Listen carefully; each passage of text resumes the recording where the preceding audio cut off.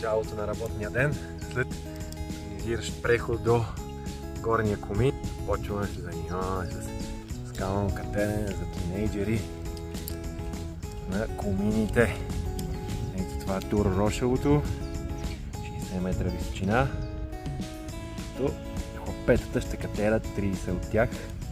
Тук е прохладно, духа ветрец, панорамна гледка над София. На средата на тура с търсене на най-добрата линия, по която да си пуснем системата.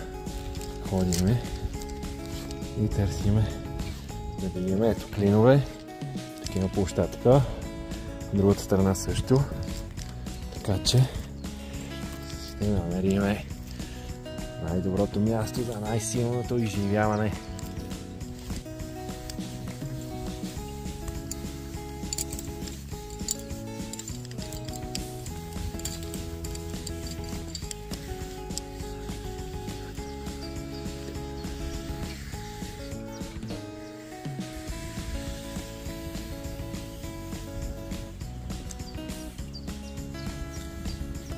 Системата е почти готова, групата стига вече, така че бързаме да започваме, хвърляме въжето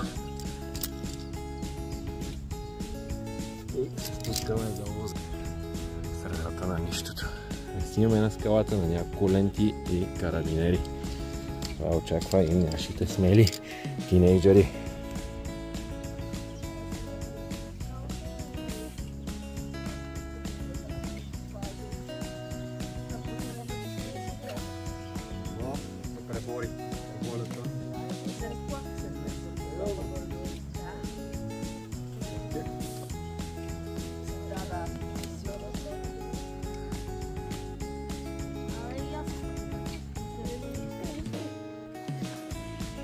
Не си какво да знам.